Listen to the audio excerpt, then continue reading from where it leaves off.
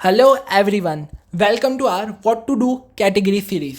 ये what to do category है क्या, ये एबीसी एनालिसिस से कैसे डिफरेंट है, दोनों में से कौन सी यूज़ करनी चाहिए, ये सारी चीज़ें मैं अपनी जो फर्स्ट वीडियो आई थी व्हाट टू डू कैटेगरी की ऑडिट सब्जेक्ट के ऊपर उसके अंदर डिस्कस कर चुका हूँ।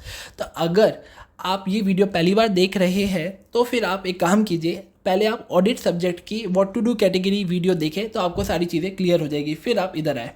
ठीक है, तो direct tax and international taxation के अंदर मैंने अतुल सर की कंसेप्ट नोट्स को और क्वेश्चन बैंक को यूज़ किया था और ये what to do category use की थी।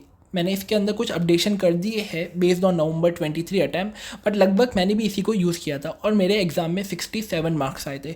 तो इसका मतलब एक चीज़ तो क्लियर है कि व्हाट टू डू कैटेगरी आप कर लोगे तो आप 60+ मार्क्स तो आराम से लेके आ जाओगे। अब इसके अंदर कुछ चीज़ें हैं जो मेरे को आपके साथ शेयर करनी है। पहली तो income from salary and house property 4 pages. इसका मतलब ये नहीं है कि आपको पूरा का पूरा सैलरी और हाउस प्रॉपर्टी करना है। इसका मतलब सिर्फ ये है कि आपको सैलरी हाउस प्रॉपर्टी को एक बार दिमाग से निकालो।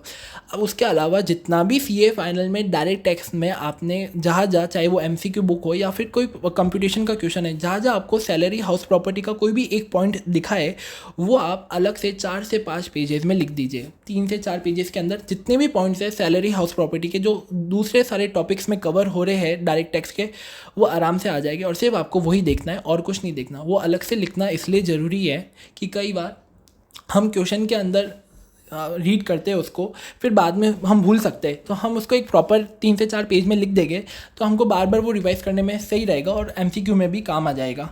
और उसके अलावा जो लास्ट टॉपिक है ओवरव्यू मॉडल टैक्स कन्वेंशन, ये भी आपको पूरा नहीं करना है, सिर्फ 2 ही चीज़ करनी है इसमें से, आर्टिकल 4 एंड आर्टिकल 5। तो और बस मैंने अमेंडमेंट का बता ही दिया। आर्टिकल 4 आर्टिकल 5 हो गया और सैलरी हाउस प्रॉपर्टी के वो पॉइंट्स जो बचे हुए सारे टॉपिक्स के अंदर चैप्टर्स के अंदर आ रहे हैं, सिर्फ वही करना है और एक्स्ट्रा कुछ करना नहीं है। तो आपकी what to do category complete हो जाएगी। किससे? कंसेप्ट नोट से और क्वेश्चन बैंक से। और ये आप कर लोगे, सारे कंसेप्ट आपके क्लियर हो जाएंगे। मतलब मैं ये मान के चल रहा हूँ आपको ये कैटेगरी करनी है, आप अपने सारे कंसेप्ट क्लियर कर चुके हो और अगर आप 2 से 3 बार रिवीजन कर लोगे और 2 मॉक टेस्ट दे दोगे तो 100% आप एग्ज़ाम में 60+ मार्क्स स्कोर करने वाले हो। मैं दूसरे सब्जेक्ट की वीडियो भी नेक्स्ट दिन लेके आ जाऊँगा और कोई भी डाउट हो तो आप मुझसे कमेंट सेक्शन में पूछ सकते हैं। Thank you and all the best.